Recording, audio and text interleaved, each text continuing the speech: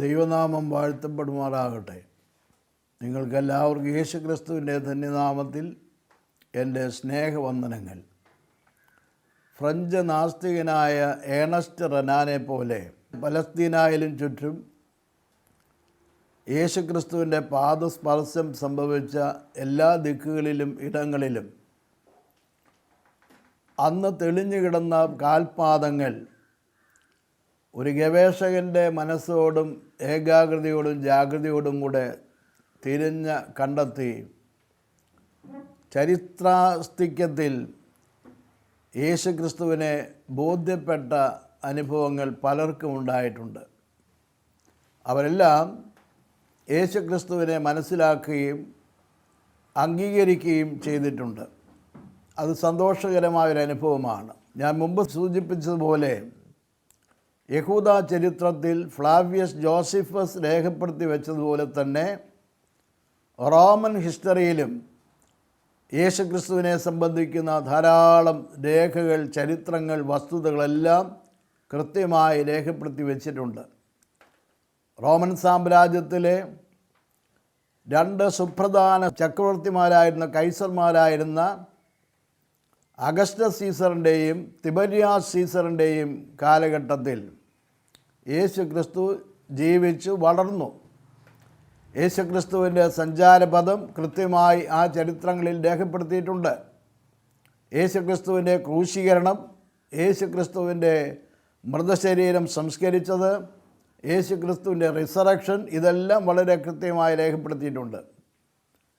Arnold ടോയൻബിയുടെയും H.G. വെൽസിൻ്റെയും ലോകചരിത്ര വിശേഷങ്ങൾ നാം മനസ്സിലാക്കുമ്പോൾ അവിടെ എല്ലാം നിഷേധിക്കാനാവാത്ത ചരിത്ര യാഥാർത്ഥ്യമായി, ചരിത്ര പുരുഷനായി നാം യേശുക്രിസ്തുവിനെ കാണുന്നു. കർത്താവിനെ ലോകത്തിന് പരിചയപ്പെടുത്തിയ യോഹന്നാൻ സ്നാപകൻ യേശുക്രിസ്തുവിൻ്റെ മുന്നോടിയായിട്ടാണ് ചിത്രീകരിക്കപ്പെടുന്നത്.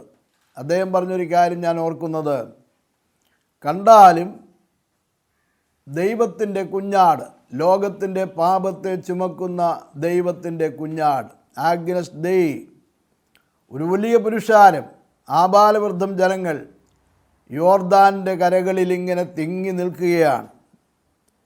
യേശുക്രിസ്തുവിൻ്റെ പ്രസംഗങ്ങൾ തുടരുന്നു, മാനസാന്തര പ്രസംഗങ്ങൾ തുടരുന്നു. ആ തുടർച്ചയുടെ ആദ്യത്തെ മുഖവുര എന്ന നിലയിൽ യോഹന്നാൻ സ്നാപകൻ അദ്ദേഹത്തിൻ്റെ അടുക്കലേക്ക് വരുന്ന യേശുവിനെ കണ്ടിട്ട് ലോകത്തിന് ഇൻട്രൊഡ്യൂസ് ചെയ്യുകയാണ്, പരിചയപ്പെടുത്തി കൊടുക്കുകയാണ്. അദ്ദേഹത്തിൻ്റെ വാക്കിങ്ങനെയാണ്, കണ്ടാലും ലോകത്തിൻ്റെ പാപത്തെ ചുമക്കുന്ന ദൈവത്തിൻ്റെ കുഞ്ഞാട്, ആഗ്നസ് ദേയി. ദൈവത്തിൻ്റെ കുഞ്ഞാട് എന്നുള്ള വാക്ക് പ്രതീകാത്മകമാണ്. ധാരാളം യാഥാർത്ഥ്യങ്ങൾ അവിടെ ഒടിഞ്ഞു കിടപ്പുണ്ട്. ഈ വരുന്നയാൾ സാധാരണക്കാരനാണെന്ന് തോന്നും, പ്രകൃതിയും ഭാവവും എല്ലാം കാണുമ്പോൾ. പക്ഷേ അസാധാരണമായ ഒരാത്മീയ യാഥാർത്ഥ്യം അവിടെ ഒളിഞ്ഞിരിപ്പുണ്ട്. അതൊരു ബലിയുമായിട്ട് ബന്ധപ്പെട്ടതാണ്, പ്രായശ്ചിത്ത യാഗവുമായിട്ട് ബന്ധപ്പെട്ടതാണ്. മാനവരാശിയുടെ പാപത്തിൻ്റെ പരിഹാരാർത്ഥം ഭാവിയിൽ ക്രൂശിക്കപ്പെടുവാനുള്ള, അറുക്കപ്പെടുവാനുള്ള ദൈവത്തിൻ്റെ കുഞ്ഞാട് ഈ കർത്താവായ യേശുക്രിസ്തുവാണ്. ആ യേശുക്രിസ്തുവിൻ്റെ പിറവിയിൽ തന്നെ ബേത്ലഹേമിൽ സംഭവിച്ച മറ്റൊരു കാര്യം ഞാൻ ഓർക്കുന്നത്, മാലാഖമാരുടെ ആകാശവിരിയിൽ സ്വർഗീയ സൈന്യങ്ങളുടെ അതിഗംഭീരമായ ഒരു ഹാർമണി അവിടെ നടക്കുകയാണ്. ഗ്ലോറിയ എന്ന സംഗീതാലാപനം നടക്കുകയാണ്. അവരെല്ലാവരും ചേർന്ന് ഒരു സംഘഗാനം ആലപിക്കുന്നു. അത്യുന്നതങ്ങളിൽ ദൈവത്തിന് മഹത്വം, ഭൂമിയിൽ ദൈവപ്രസാദമുള്ള മനുഷ്യർക്ക് സമാധാനം. ഈശോയുടെ ജനനം ലോകത്തെ വിളിച്ചറിയിക്കുന്നു. അതൊരു മഹാസംഭവമാണ്, സന്തോഷകരമായൊരനുഭവമാണ്. സകല ആളുകൾക്കും സന്തോഷമുണ്ടാകാവുന്ന രക്ഷാകരമായ പദ്ധതിയാണ് നിവർത്തിക്കുവാനായിട്ട് പോകുന്നത്. മാലാഖ പറഞ്ഞ മറ്റൊരു കാര്യം നാം വായിക്കുന്നുണ്ട്, യേശുവിനെ ലോകത്തിന് നൽകിയത് ദൈവമാണ്. അവിടെ പറയുന്നത് അവന് പേരിടണം, യേശു എന്ന് പേരിടണം. എന്തുകൊണ്ടാണ് ആ പേര് കൃത്യമായി ചൂണ്ടിക്കാണിച്ച് നിർദ്ദേശിച്ചത്? അവൻ തൻ്റെ ജനത്തെ അവരുടെ പാപങ്ങളിൽ നിന്ന് മോചിപ്പാനിരിക്കൊണ്ട് അവന് യേശു എന്ന് പേരിടണം. വളരെ കൃത്യമായിട്ട് പേര് പറയുകയാണ്, നിർദ്ദേശിക്കപ്പെടുകയാണ്. അതൊരു ദൈവിക ആജ്ഞ തന്നെയാണ്. ആ പേരിൻ്റെ പുറകിൽ ആ മനുഷ്യൻ അല്ലെങ്കിൽ ആ യേശു നിറവേറ്റേണ്ടതായ അതിഗംഭീരമായ ഗൗരവതരമായ ദൗത്യം വെളിപ്പെടുന്നുണ്ട്. ലോകത്തെ വീണ്ടെടുക്കുന്ന ലോകത്തിൻ്റെ രക്ഷകനാണ് യേശു എന്ന് അവിടെ രേഖപ്പെടുത്തിയിരിക്കുകയാണ്. വളരെ വിചിത്രമായ മറ്റൊരു കാര്യം എനിക്ക് ഓർക്കുവാനായിട്ട് സാധിക്കുന്നത്, ഈ കർത്താവായ യേശു ക്രിസ്തുവിനെ ലോകത്തിൻ്റെ രക്ഷകനായി ലോകം മനസ്സിലാക്കുന്നതിൻ്റെ ഏറ്റവും പ്രധാനപ്പെട്ട കാരണം അപ്പസ്തോലന്മാർ പറയുന്നത് ദൈവം കാണിച്ചു കൊടുത്ത മനുഷ്യൻ എന്നാണ്. യേശു ക്രിസ്തുവിനെ നാം ആരും പോയി കണ്ടതല്ല, അന്വേഷിച്ച് കണ്ടെത്തിയതുമല്ല, ദൈവം കാണിച്ചു കൊടുത്തതാണ്. ലോക ചരിത്രത്തിന് തലമുറകൾക്ക് ദൈവം കാണിച്ചു കൊടുത്ത വ്യക്തിയാണ് കർത്താവായ യേശു ക്രിസ്തു. ആ യേശു ക്രിസ്തുവിനെ ചരിത്രത്തിൽ ഉടനീളം കാണുന്നത് വളരെ പ്രയാസങ്ങൾ, സംഘട്ടനങ്ങൾ, സംഘർഷങ്ങൾ, അതിഗംഭീരമായ പ്രതിസന്ധികൾ, പോരാട്ടങ്ങൾ, പീഡനങ്ങൾ എല്ലാം സഹിച്ച് കഷ്ടപ്പെട്ട് ജീവിച്ച് മുൻപോട്ട് പോയ ആളാണ്. അപ്പോസ്തലനായ പൗലോസ് പറയുന്നത് അവൻ കഷ്ടാനുഭവങ്ങളാൽ തികഞ്ഞവനായി തീർന്നു എന്നാണ്. ആ കഷ്ടതയുടെ ഓപ്റ്റിമം പോയിൻ്റ് കർത്താവായ യേശു ക്രിസ്തു അനുഭവിച്ചു, സഹിച്ചു എന്നാണ്. കഷ്ടാനുഭവമുള്ള സഹനം അനുഭവം കർത്താവായ യേശു ക്രിസ്തുവിന് മാത്രമുള്ളതാണ്. നമ്മുടെയൊക്കെ ജീവിതത്തിൽ കഷ്ടമുണ്ട്, പ്രയാസങ്ങളുണ്ട്, പ്രതിസന്ധിയുണ്ട്, വേദനയുണ്ട്, ദുഃഖമുണ്ട്, നെടുവീർപ്പുണ്ട്, എല്ലാമുണ്ട്. അതെല്ലാം ഭാഗികമായിട്ടേ ഉള്ളൂ, അതെല്ലാം സ്വാഭാവികമായിട്ടേ ഉള്ളൂ. എന്നാൽ അതിസ്വാഭാവികമായ തോതിൽ, അതിസ്വാഭാവികമായ അവസ്ഥയിൽ കഷ്ടാനുഭവങ്ങളുടെ തികവ് അനുഭവിച്ച ആൾ ഈ കർത്താവായ യേശു ക്രിസ്തുവാണ്. എന്തുമാത്രം കഷ്ടങ്ങൾ സഹിച്ചു. ഈ കഷ്ടങ്ങളെല്ലാം സഹിച്ചത് എനിക്ക് വേണ്ടിയും നിങ്ങൾക്ക് വേണ്ടിയും മാനവരാശിയുടെ പാപത്തിൻ്റെ പരിഹാരാർത്ഥം കർത്താവായ യേശു ക്രിസ്തു അനുഭവിച്ച സഹിച്ച വ്യതകളാണ്, കഷ്ടാനുഭവങ്ങളാണ്. ഞാൻ യേശുവിൻ്റെ സമഗ്രമായ ജീവിതത്തെപ്പറ്റി ചിന്തിക്കുമ്പോൾ ഒരു ജീവചരിത്രം എഴുതുന്നതിന് എനിക്ക് 2 ഇംഗ്ലീഷ് വാക്കുകൾ മാത്രം മതിയാകും. ഒന്ന് പാഷൻ എന്ന്, 2 കമ്പാഷൻ എന്ന്. 2 വാക്കുകൾ മതി. ആ 2 വാക്കുകൾ അടിസ്ഥാനപ്പെട്ട് ഞാനൊരു വാസ്തവമായ രൂപരേഖ വരച്ചാൽ അതിൻ്റെ 2 ഭാഗങ്ങൾ വിശദീകരിച്ചാൽ മതി. പാഷനെ പറ്റി വിശദീകരിച്ചാൽ മതി, കമ്പാഷനെ പറ്റി വിശദീകരിച്ചാൽ മതി. അപ്പോൾ ടോട്ടലായ യേശു ക്രിസ്തുവിൻ്റെ ജീവചരിത്രം അവിടെ വരികയാണ്. എന്താണ് പാഷൻ എന്ന് പറയുന്നത്? വേദനയാണ്, കഷ്ടമാണ്, സങ്കടമാണ്, പീഡാസഹനങ്ങളാണ്. അതാണ് ഈ പാഷൻ എന്ന് പറയുന്നത്. യേശു ക്രിസ്തു അനുഭവിച്ച മാനസികവും ശാരീരികവുമായ സംഘർഷങ്ങൾ, വേദനകൾ, മുറിവുകളെല്ലാം അത് കഷ്ടാനുഭവങ്ങളാണ്, പാഷൻ ആണ്. കമ്പാഷൻ എന്ന് പറഞ്ഞാൽ എന്താ? കമ്പാഷൻ എന്ന് പറഞ്ഞാൽ അത് ഒരു ദിവ്യാനുഭവമാണ്, ഒരു ദിവ്യ സ്വഭാവമാണ്. മനസ്സലിവ്, മറ്റുള്ളവരോട് സഹതാപം, മറ്റുള്ളവരോട് തോന്നുന്ന ആദരവ്, അതാണ് കമ്പാഷൻ. സഹനത്തിൻ്റെയും കമ്പാഷൻ്റെയും പ്രതിരൂപമാണ് സാക്ഷാൽ കർത്താവായ യേശു ക്രിസ്തു.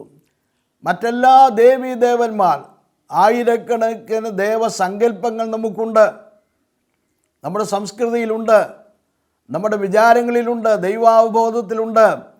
എന്നാൽ അവയോടൊക്കെ അടുക്കാനുള്ള താല്പര്യം കുറഞ്ഞു വരികയും വേദനിക്കുന്ന മനുഷ്യനിൽ നിന്ന് കുറേയേറെ അകലം പാലിക്കുവാൻ അവരൊക്കെ ശ്രമിക്കുകയും ചെയ്യുന്ന കാഴ്ച നാം മനസ്സിലാക്കാറുണ്ട്.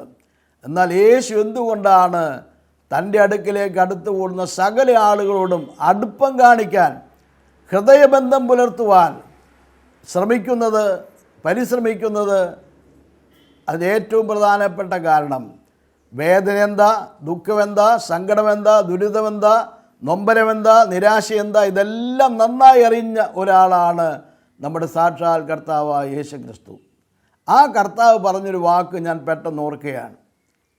വേദനാജനകമായ ജീവിത ക്ലേശങ്ങൾ സഹിച്ചുകൊണ്ട് ജെറുസലേം രാജപാതയിലൂടെ നടന്നു പോകുന്ന അനേക ആളുകളെ കണ്ട്, യുവതിയുവാക്കളുണ്ട്, വാർദ്ധക്യത്തിലെത്തിയ ആളുകളുണ്ട്, ഇവരെല്ലാം നടന്നു പോവുകയാണ്. ഇവിടെ മനസ്സിൻ്റെ ഭാരം, ഘനം, ഗൗരവം കർത്താവായ യേശു ക്രിസ്തുവിന് കാണാൻ കഴിയും, മനസ്സിലാക്കാൻ കഴിയും, തിരിച്ചറിയുവാൻ കഴിയും. അദ്ദേഹം അവരോട് പറയുകയാണ്, അധ്വാനിക്കുന്നവരും ഭാരം ചുമക്കുന്നവരുമായുള്ളവരെ എൻ്റെ അടുക്കലേക്ക് വരുവീൻ, ഞാൻ നിങ്ങളെ ആശ്വസിപ്പിക്കാം എന്ന് പറയുകയാണ്. എത്രയോ ഹൃദ്യമായ, മധുരതരമായ, സ്നേഹനിർഭരമായ ഒരു ആഹ്വാനം. ആരെങ്കിലും സങ്കടം അനുഭവിക്കുന്നവരായിട്ടുണ്ടെങ്കിൽ അവരുടെ അടുക്കലൂടെ കടന്നു പോകാൻ ശ്രമിക്കാതെ, ആഗ്രഹിക്കാതെ അവരെ വിട്ട് ഒഴിഞ്ഞു മാറുന്ന നേതാക്കന്മാർ നമുക്കുണ്ട്. യേശുവിൻ്റെ പ്രകൃതി അങ്ങനെയല്ല, യേശുവിൻ്റെ ഭാവം അങ്ങനെയല്ല. അങ്ങനെയുള്ളവരെ കണ്ട് അറിഞ്ഞ് മനസ്സിലാക്കി സഹായഹസ്തവുമായി, ആ ദീന സ്വഭാവമായി, ദീനബന്ധുവായി അവരുടെ അടുക്കലേക്ക് അടുത്ത് ചെല്ലുന്ന കർത്താവായ യേശു ക്രിസ്തു, എൻ്റെ അടുക്കലേക്ക് വരുവീൻ, ഞാൻ നിങ്ങളെ ആശ്വസിപ്പിക്കാം എന്ന് കർത്താവ് പറയുകയാണ്. ആ കർത്താവിൻ്റെ ആർദ്രത, മനസ്സലിവ്, സ്നേഹം, നമുക്ക് വേണ്ടിയുള്ള കരുതൽ, ഇതെല്ലാം അവിടെ വ്യക്തമായി നമുക്ക് കാണുവാൻ, മനസ്സിലാക്കുവാനായിട്ട് സാധിക്കുന്നുണ്ട്. ഈ കർത്താവായ യേശു ക്രിസ്തുവിനെ കണ്ടിട്ടുള്ള ആളുകൾ നിരാശയോടെ, സങ്കടത്തോടെ, ദുഃഖത്തോടെ, നെടുവീർപ്പോടെ മടങ്ങിപ്പോയിട്ടില്ല, തിരിച്ചു പോയിട്ടില്ല. അവർക്കെല്ലാം ഉദവി ലഭിച്ചിട്ടുണ്ട്, സഹായങ്ങൾ ലഭിച്ചിട്ടുണ്ട്, വിടുതൽ ലഭിച്ചിട്ടുണ്ട്, ആശ്വാസം ലഭിച്ചിട്ടുണ്ട്. അത് പഴയകാല നിയമ കാലഘട്ടങ്ങളിൽ മോശയുടെ ന്യായപ്രമാണങ്ങളിലൂടെ, ചുരുളുകളിലൂടെ നാം വായിച്ചറിഞ്ഞ യഹോവയുടെ ആ സ്നേഹത്തിൻ്റെ ഒരനുഭവം തന്നെയാണ് ഈ വർത്തമാന കാലഘട്ടത്തിൽ, ലോകചരിത്രത്തിൽ ഇന്നും കർത്താവായ യേശു ക്രിസ്തുവിൻ്റെ സാമീപ്യം കൊണ്ട് നമുക്ക് അനുഭവിക്കുവാനായിട്ട് സാധിക്കുന്നത്.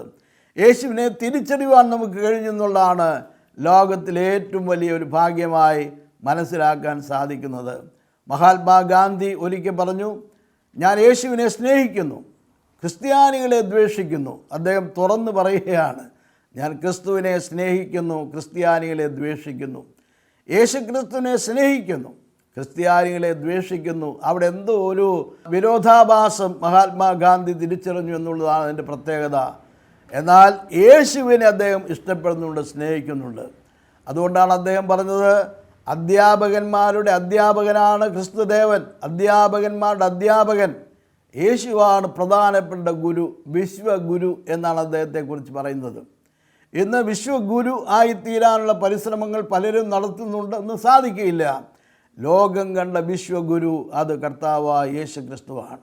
യേശു ക്രിസ്തുവിൻ്റെ ബോധം, യേശു ക്രിസ്തുവിൻ്റെ ആ പരിജ്ഞാനം, യേശു ക്രിസ്തുവിൻ്റെ ബോധനം, അതെല്ലാം നമ്മിൽ തന്നെ വലിയ പരിവർത്തനം വരുത്തുന്ന ഒന്നാണ്.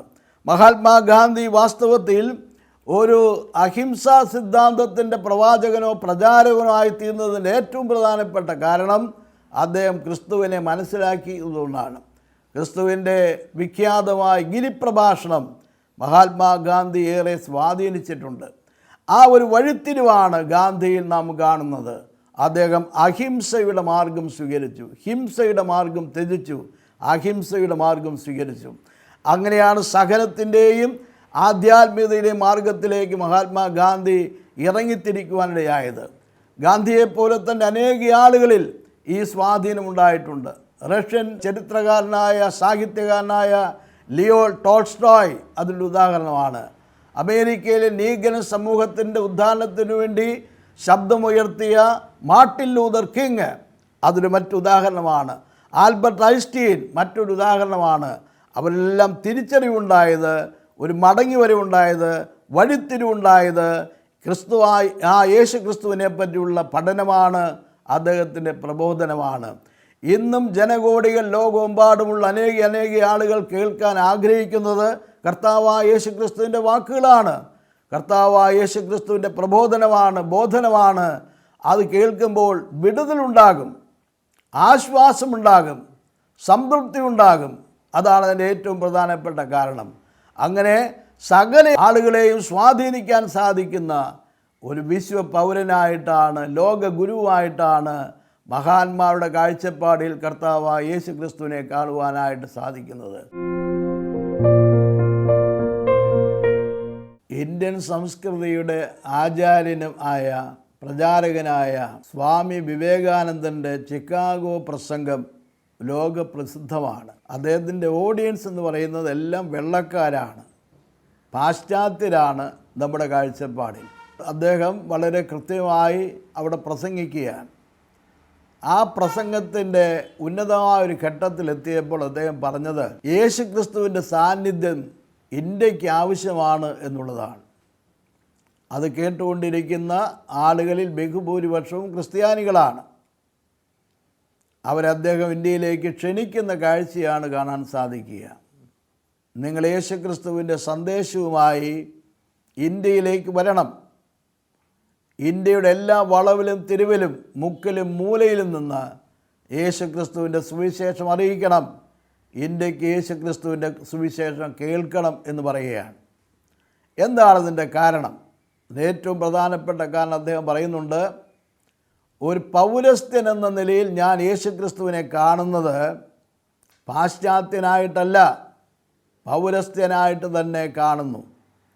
അദ്ദേഹത്തിൻ്റെ ഭാവം, പ്രവർത്തന ശൈലികൾ, അദ്ദേഹത്തിൻ്റെ സന്ദേശങ്ങൾ എല്ലാം ഉൾക്കൊണ്ടുകൊണ്ട് സ്വാമികൾ പറയുകയാണ്, ഞാനായിരുന്നു യേശുക്രിസ്തുവിൻ്റെ കാലത്ത് ജീവിച്ചിരുന്നതെങ്കിൽ എൻ്റെ ഹൃദയരക്തം കൊണ്ട് ഞാൻ അവിടുത്തെ പാദം കഴുകുമായിരുന്നു എന്ന് പറഞ്ഞു.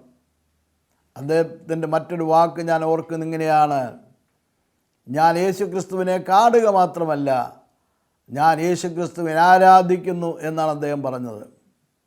എനിക്ക് വളരെ അടുപ്പമുള്ള മഹാനായ ഒരു ഹൈന്ദവ ആചാര്യനുണ്ട്, രംഗനാഥാനന്ദ സ്വാമികൾ. അദ്ദേഹമാണ് ലോകമെമ്പാടുമുള്ള ശ്രീരാമ പരമഹംസരുടെ ആശ്രമങ്ങളുടെ അധികാരിയായി കഴിഞ്ഞിരുന്നത്. ഞാൻ എഴുതിയ ഒരു പുസ്തകത്തിൻ്റെ ഒരു കോപ്പി, കോംപ്ലിമെൻ്ററി കോപ്പി ആയിട്ട് ഞാൻ സ്വാമികൾക്ക് അയച്ചു കൊടുത്തു. യുവനായകൻ യേശു എന്നാണ് ആ പുസ്തകത്തിൻ്റെ പേര്. ആ പുസ്തകം സ്വാമികൾ വായിച്ചിട്ട് അധികം താമസിയാതെ തന്നെ എനിക്ക് ഒരു മറുപടി, ഒരു പ്രതികരണ കത്ത് അയച്ചു. അദ്ദേഹം അന്ന് വിദേശ രാജ്യത്തായിരുന്നു. ആ കത്ത് എന്നും ഞാൻ സൂക്ഷിച്ചു വെച്ചിട്ടുണ്ട്. ആ കത്തിനോടൊപ്പം അദ്ദേഹം എഴുതിയ ഒരു പുസ്തകത്തിൻ്റെ ഒരു കോപ്പി, ഒരു കോംപ്ലിമെൻ്ററി കോപ്പി ആയിട്ട് എനിക്ക് അയച്ചു തന്നു. ആ പുസ്തകത്തിൻ്റെ പേര് ക്രൈസ്റ്റ് വി അഡോർ എന്നാണ്. അതെനിക്ക് വളരെ അത്ഭുതം കൊണ്ട ഒരു സംഭവമാണ്. രംഗനാഥാനന്ദ സ്വാമികൾ പറയുന്നത്, ഞങ്ങൾ ആരാധിക്കുന്ന ക്രിസ്തു, ക്രൈസ്റ്റ് വി അഡോർ. ഞാൻ ആ പുസ്തകം വായിച്ചു. ആ പുസ്തകത്തിൽ കാണാൻ സാധിക്കുന്നത്, ക്രിസ്ത്യാനികൾ പോലും ക്രിസ്തീയ ആചാര്യന്മാർ പോലും കണ്ടെത്താത്ത പോയ എത്രയോ ആത്മീയമായ മർമ്മങ്ങളാണ് രംഗനാഥാനന്ദ സ്വാമികൾ രേഖപ്പെടുത്തി വച്ചിട്ടുള്ളത്. അദ്ദേഹം ലോക ചരിത്രത്തെ അപഗ്രഥിക്കുന്ന ഇങ്ങനെയാണ്, കൈസർമാർ ഇവിടെ ഭരിക്കാൻ വന്നിരുന്നു, നെപ്പോളിയൻ ബോണോപ്പാർട്ട് ഇവിടെ ഭരിക്കാൻ വന്നിരുന്നു, ധാരാളം ചക്രവർത്തിമാരെ, പടനായകന്മാരെ ലോകം ഭരിച്ചിട്ടുണ്ട്. അവരെല്ലാം പണം കൊണ്ടും സൈന്യബലം കൊണ്ടും ശക്തി കൊണ്ടും സാമ്രാജ്യങ്ങൾ കെട്ടിപ്പടുത്തിട്ടുണ്ട്. രംഗനാഥാനന്ദ സ്വാമികൾ പറയുകയാണ്, ആ സാമ്രാജ്യങ്ങളെല്ലാം തകർന്ന് തരിപ്പണമായി പോയി. എന്നാൽ ഒരു ചില്ലിക്കാശ് പോലും മുടക്കാതെ, ഒരു സൈന്യബലവുമില്ലാതെ ജനകോടികളുടെ ഹൃദയങ്ങളിൽ ഒരു സാമ്രാജ്യം കെട്ടിപ്പണിതുയർത്തിയിട്ടുണ്ട് ശ്രീയേശുദേവൻ. അദ്ദേഹത്തിന് സൈന്യമില്ല, ഖജനാവില്ല, വാഗ്ധാരണയോടുകൂടി ആളുകളെ സ്വാധീനിക്കത്തക്ക നിലയിലുള്ള യാതൊരു വാചക കസത്തുകളും നടത്തിയില്ല. വളരെ ഹൃദ്യമായ ലളിതമായ സംസാരം, ഇടപെടൽ. അതുകൊണ്ട് അനേക ഹൃദയങ്ങളിൽ ഒരു സാമ്രാജ്യം പണിതുയർത്തിയിട്ടുണ്ട്, സ്നേഹ സാമ്രാജ്യം. ആ സ്നേഹ സാമ്രാജ്യത്തിൽ നിന്നും ഒരു ഇളക്കമില്ല. അതെല്ലാം പണിത് കെട്ടിപ്പൊക്കി ഉന്നതമായ അവസ്ഥയിൽ തന്നെ തുടരുകയാണ് ജനകോടികളുടെ ഹൃദയങ്ങളിൽ. ഇന്ന് വാസ്തവത്തിൽ നാം മനസ്സിലാക്കേണ്ട ഒരു കാര്യമുണ്ട്. 20 നൂറ്റാണ്ട് പിന്നിട്ടിട്ടും കർത്താവായ യേശുക്രിസ്തുവിൻ്റെ സാമീപ്യം, യേശുക്രിസ്തുവിൻ്റെ സ്വാധീനത, യേശുക്രിസ്തുവിൻ്റെ ഇടപെടൽ ഇന്ന് ഈ വർത്തമാനകാലത്ത് ജീവിച്ചിരിക്കുന്ന എനിക്കും നിങ്ങൾക്കും അനുഭവമാണെങ്കിൽ, ബോധ്യമാണെങ്കിൽ, അതൊരു തിരിച്ചറിവാണെങ്കിൽ നോക്കുക, സ്ഥിരതയുള്ള നിലനിൽക്കുന്ന ഒരു സ്നേഹ സാമ്രാജ്യത്തിൻ്റെ ശില്പിയാണ് കർത്താവായ യേശുക്രിസ്തു. ആ യേശുക്രിസ്തുവിൻ്റെ സന്നിധിയിലേക്ക് ആരെടുത്ത് വന്നാലും, അവർ എത്ര അകന്നിരുന്നാലും, വേറിട്ട് പോയാലും, എത്ര ദൂരെ മാറിയിരുന്നാലും, ഒളിഞ്ഞിരുന്നാലും, യേശുവിൻ്റെ അടുക്കിലേക്ക് അവിടെ സങ്കടവുമായി പ്രയാസങ്ങളുമായി കടന്നു വന്നാൽ ആ വ്യക്തി ഒരിക്കലും കർത്താവായ യേശുക്രിസ്തു അവഗണിക്കുകയോ ഉപേക്ഷിക്കുകയില്ല. നിറം നോക്കിയിട്ടല്ല, വലിപ്പം ചെറുപ്പം നോക്കിയിട്ടല്ല, ജീവിതത്തിൻ്റെ മറ്റ് സാഹചര്യങ്ങൾ വിലയിരുത്തിയിട്ടല്ല, ആവശ്യങ്ങൾ മനസ്സിലാക്കിയിട്ട് ഏത് വ്യക്തിയെയും സ്വാധീനിക്കുവാനോ സഹായിക്കുവാനോ ഇന്നും കർത്താവായ യേശുക്രിസ്തു സന്നദ്ധനാണ്. എന്തുകൊണ്ടാണ് അനേക പുരുഷന്മാരുള്ള ഈ സ്ഥാനത്ത്, അനേക ലോക നേതാക്കന്മാരുള്ള സ്ഥാനത്ത് പ്രത്യേകം പിതാവായ ദൈവം തൻ്റെ ഏകജാതനായ പുത്രനെ ഈ ലോകത്തിന്, ചരിത്രത്തിന്, തലമുറകൾക്ക് കൈമാറിയത്? അതിന് ഏറ്റവും പ്രധാനപ്പെട്ട ലക്ഷ്യം ഇതാണ്: മാനവരാശിയുടെ പാപത്തിൻ്റെ പരിഹാരം. അത് സാധ്യമാകുന്നത് കർത്താവായ യേശു ക്രിസ്തുവിലൂടെ, സ്നേഹബലിയിലൂടെയാണ്, ആ ത്യാഗോജ്ജലമായ ബലിയിലൂടെയാണ്, ആ ക്രൂശീകരണത്തിലൂടെയാണ്. മഹാത്മാഗാന്ധി കൊല്ലപ്പെട്ടപ്പോൾ അന്ന് സരോജിനി നായിഡു ഏറെ വിലപിച്ചു, സങ്കടപ്പെട്ടു. എന്നാൽ അവർക്കൊരു ചെറിയ പ്രതീക്ഷയ്ക്ക് വകയുണ്ടായിരുന്നു. നാഗപ്പൂരിൽ നടന്ന ഒരു സമ്മേളനത്തിൽ സരോജിനി നായിഡു പറയുകയാണ്, യേശുക്രിസ്തു കൊല്ലപ്പെട്ടു, മഹാത്മാഗാന്ധി കൊല്ലപ്പെട്ടു, ഇത് രണ്ടും ഒരു വെള്ളിയാഴ്ചയാണ് നടന്നത്. എന്നാൽ വെള്ളിയാഴ്ച കഴിഞ്ഞ് ശനിയാഴ്ചയും കഴിഞ്ഞ് മൂന്നാമത്തെ ദിവസം ഞായറാഴ്ച ക്രിസ്തുദേവൻ ഉയർത്തെഴുന്നേറ്റു. അതുപോലെ ക്രിസ്തുവിനോട് അടുപ്പം കാട്ടിയ, ഹൃദയൈക്യമുള്ള, ക്രിസ്തുവിൻ്റെ സ്വാധീനതയുള്ള മഹാത്മാഗാന്ധി കൊല്ലപ്പെട്ടാൽ മൂന്നാം ദിവസം ഞായറാഴ്ച ഉയർത്തെഴുന്നേൽക്കും. അത് സരോജിനി നായിഡുവിൽ വെച്ച പ്രത്യാശയുടെ ഒരു ലേശമാണ്. പക്ഷേ നിർഭാഗ്യമെന്ന് പറയട്ടെ, മൂന്നാമത്തെ ദിവസം മഹാത്മാഗാന്ധി ഉയർത്തെഴുന്നേറ്റിട്ടില്ല. മഹാത്മാഗാന്ധിയുടെ ഉയർത്തെഴുന്നേൽപ്പ് കാണാൻ സരോജിനി നായിഡുവിന് കഴിഞ്ഞിട്ടില്ല.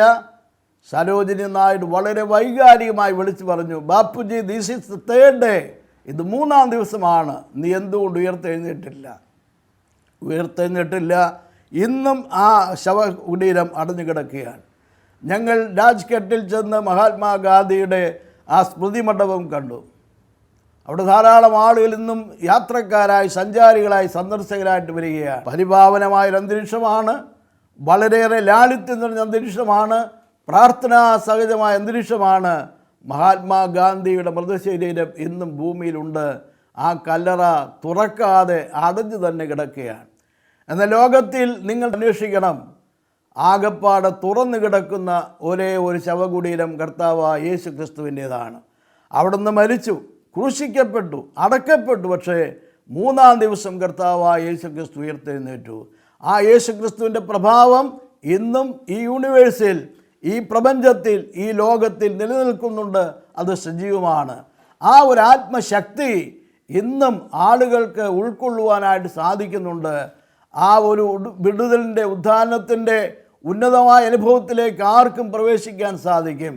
ഈ വ്യോമമണ്ഡലം തന്നെ സംശുദ്ധമായിരിക്കുന്നു, ഈ ആകാശവിധാനം തന്നെ സംശുദ്ധമായിരിക്കുന്നു.